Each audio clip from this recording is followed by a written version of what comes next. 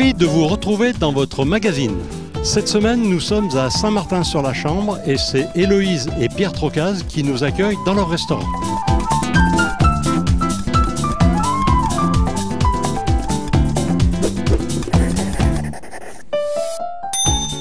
Bonjour Héloïse, bonjour Pierre. Alors nous sommes dans votre restaurant, le Clocher des Pères, qui surplombe la vallée de la Maurienne. Alors c'est une ancienne maison forte du XVe siècle que vous avez restaurée ensemble avec votre papa, c'est ça? Avec le papa de Pierre, donc tout à fait. On a acheté la maison à l'automne 2006 et on a eu 4 ans et demi de travaux dessus. Vous avez fait vous-même? On a tout fait, mis à part le chauffage au sol, on avait fait faire par un artisan. Voilà, et donc c'est pour ça que c'était très long, car en n'étant pas du métier, au lieu de faire les choses une fois, on les a refait 2 voire 3 fois. Mais on y est arrivé. Vous avez découvert des choses surprenantes ou, au cours des travaux? On n'a pas trouvé grand-chose, mis à part un jour, en sortant un peu des débris, on a trouvé un petit panneau qui était emballé dans du carton, et en le déballant, c'était écrit « chambre au mois, à la semaine », et on s'est dit, là...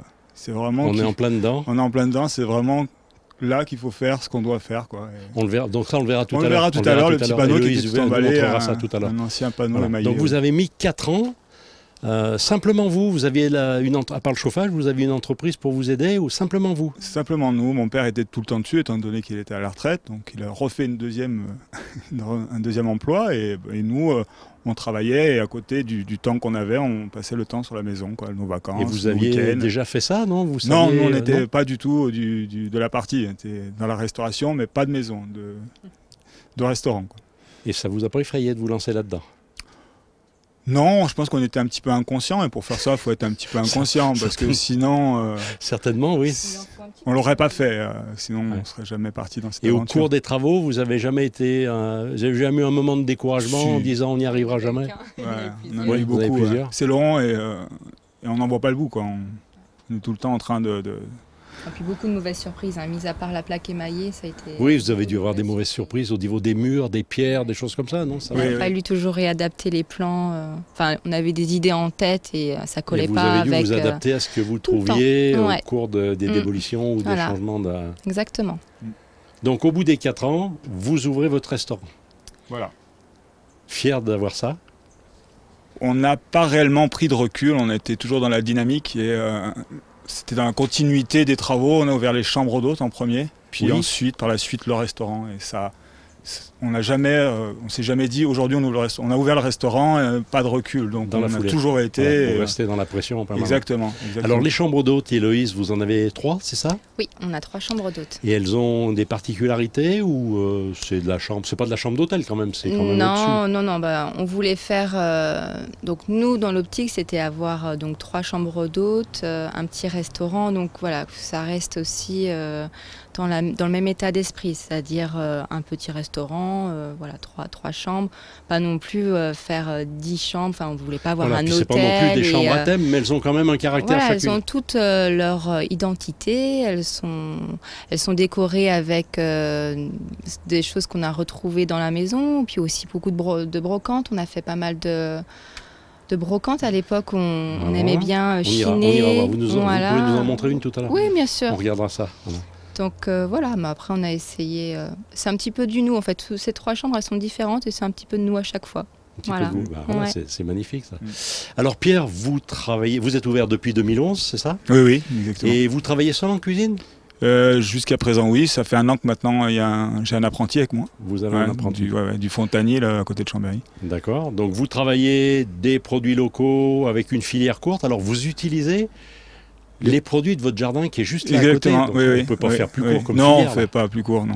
Et c'est votre papa qui gère le jardin? Mon père, donc cultive le jardin. Mais il cultive en fonction de ce que vous lui demandez. Exactement. C'est pas lui qui choisit. Voilà, parce que de temps en temps, il veut me mettre des poireaux. Moi, les poireaux, je n'utilise pas. Je lui dis plutôt, moi, je veux ça. Après, il est quand même intéressé du jardinage. Donc, quand on part à l'étranger, des fois, je ramène des graines. Il essaye de les planter pour avoir. Voilà. Comme là, on a du basilic qu'on ramène de Thaïlande. On a quand même pas mal de produits qui viennent un peu de partout réellement. Et... Sinon, vous avez des produits locaux de la vallée de la Maurienne. Oui, on travaille avec un boucher d'ici, on travaille avec le safran d'ici. Au niveau des vins et tout ça. Voilà, exactement. Après, sur la Savoie, etc. Oui, bien sûr. Alors, en parlant de cuisine, qu'est-ce que vous allez nous préparer aujourd'hui? Alors aujourd'hui, on va faire une petite bavaroise Montcorbier. C'est un dessert? Oui, c'est un dessert. Ah ben voilà, ça va nous changer de Montcorbier, bavaroise Montcorbier et myrtille. Donc voilà, c'est sur une base de confit de myrtille. Et voilà, c'est une petite sphère. D'accord. Voilà. Eh bien, si vous voulez, on se rend dans la cuisine. Allez, et puis vous nous préparez ça? C'est parti.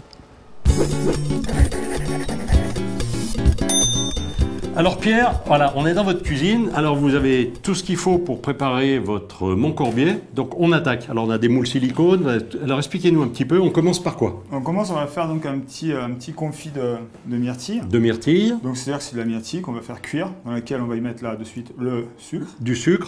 Et là je mets un petit peu de pectine. La pectine, pour le lier. Voilà, exactement. C'est le phénomène qu'on utilise pour la confiture. Donc voilà, ça fait quelque chose de bien lié. Quelque chose qui ne soit pas cassant comme l'agar-agar et qui ne soit pas trop souple comme la gélatine. Voilà, donc on le fait chauffer tout doucement. On fait chauffer, on fait pas besoin de le faire au bain-marie, ça craint rien dans la casserole? Non, ça craint rien, mais vraiment le faire chauffer doucement jusqu'à quand on est vraiment un confit, quoi. Donc voilà.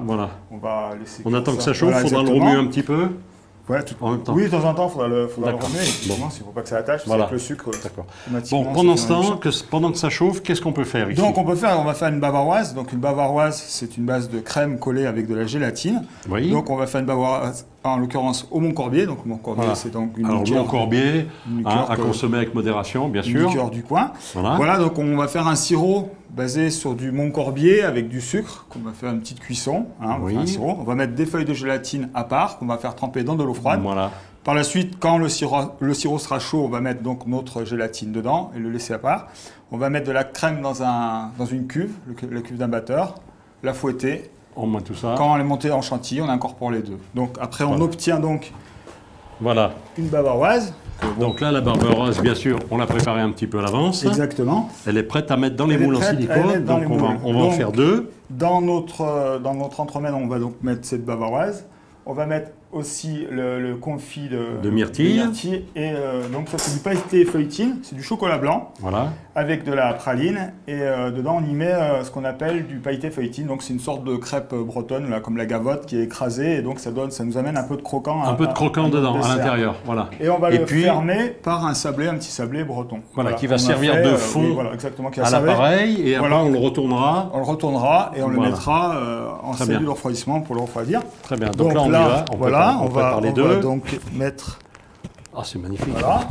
Tac. Bon, Pierre, alors les inserts, maintenant, la préparation est prête, elle est à température. Là, on va la prendre. C'est bien lié, c'est joli. Donc, on va mettre nos myrtilles donc, dans les petits moules flexipants. Voilà. Voilà, comme ça. Tac. Juste rempli, pas bombé, juste comme ça. Non, juste bien à niveau, quoi. Faut pas être plus haut que normal.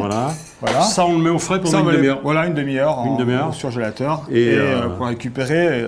on les récupérera bien gelés et on viendra les mettre ici. On viendra les mettre dedans. Voilà. Très bien.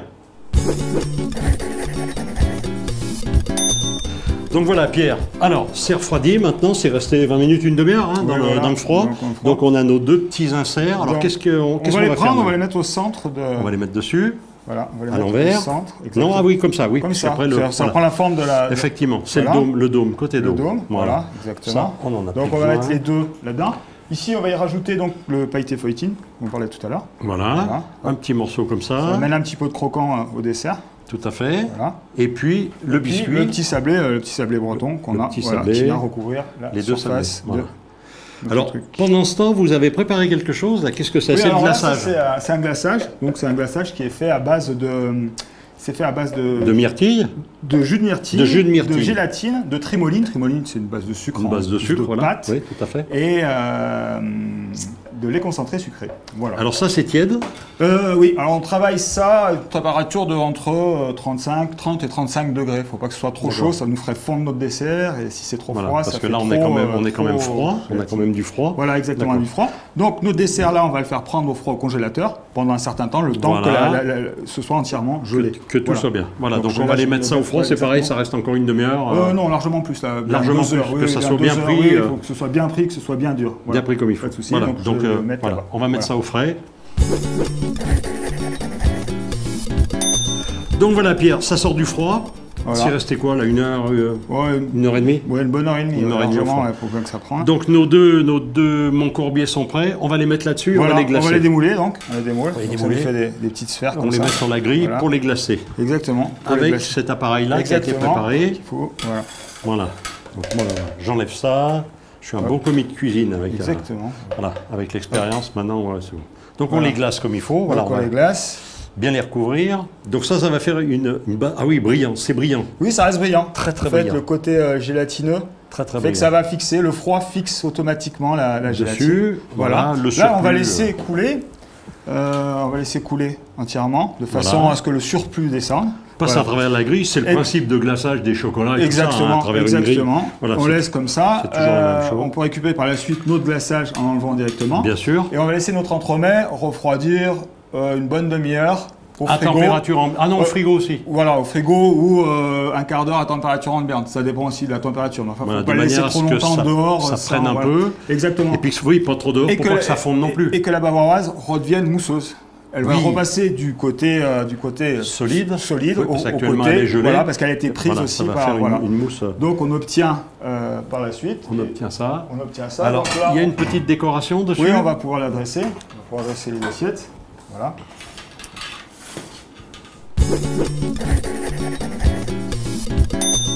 Alors voilà Pierre, maintenant les deux dômes sont dans l'assiette. Qu'est-ce qu'on fait dessus maintenant? On va faire une petite décoration. Une petite décoration. Voilà, pour pouvoir finir bien les côtés. J'ai vu qu'il y avait de la poudre d'or. Voilà. On remet un petit peu. Ah bah voilà. On prend un petit peu de bavaroise. Oui, voilà. Un petit contour. Magnifique. Très bien. Pareil pour celle-là. Voilà. Après, dessus, une petite fleur. Non, d'abord un petit peu de poudre d'or pour faire la déco. Un petit peu, c'est que... Et puis, donc voilà, la poudre d'or. Ah oui, non, ça fait... Ah oui, magnifique. Un petit peu sur l'assiette aussi. Voilà. Ça décore l'assiette. Voilà, magnifique. Et pour terminer... On va mettre une petite fleur. Comment c'est fait ça? C'est une petite fleur avec un petit emporte-pièce qu'on a fait en pâte d'amande. En pâte d'amande. Voilà, c'est en pâte d'amande. En pâte d'amande avec... Voilà. Donc voilà, le produit fini. Ça, Pierre, ça s'appelle comment? Nous, on appelle ça blueberry parce que c'est un petit peu bleu, puis ça fait anglais. Voilà, et puis ça évite de citer, cette marque. On précise quand même qu'il y a du Montcorbier dedans. On précise quand même qu'il y a du Montcorbier. Et on précise aussi que c'est à consommer avec modération, le Montcorbier. Pierre, il ne nous reste plus qu'à passer à table et déguster ça? Oui. Bon, et ma foi, c'est magnifique. On va y aller et on verra ce que ça donne. Alors Pierre, nous voilà devant ces magnifiques desserts, donc il ne nous reste plus qu'à goûter. Ouais. Allez, on goûte. Pendant ce temps, Héloïse va nous amener... alors qu'est-ce qu'on va boire avec ça? Eh bien, on va boire un petit vin, une petite marételle. Là, c'est un petit vin qui est produit dans l'avant-pays savoyard. Voilà, un petit peu fruité. Un petit peu fruité, pas trop sucré pour ne pas endormir le dessert. C'est un dessert qui est relativement... qui accompagnera bien le glaçage amène beaucoup de sucre, donc il faut éviter d'endormir l'ensemble du dessert. D'endormir, voilà, on parle d'endormir. Oui, ça veut dire que ça va être... Il ne faut pas que ça supplante le goût de ça. On ne mettrait pas un vin moelleux avec ça. Il faut que ça le complète, mais que ça ne supplante pas. Voilà, exactement. On attaque? On attaque. Allez.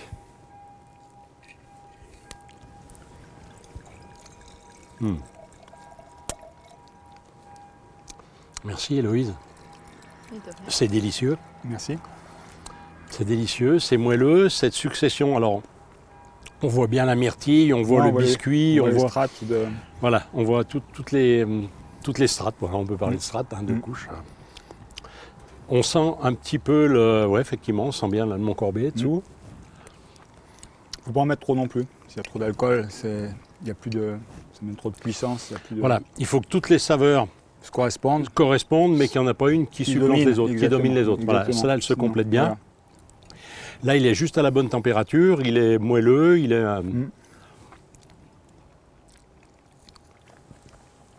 Alors, si on goûte là, si on goûte ça, il a une très jolie couleur. Il a un nez aussi qui est bien.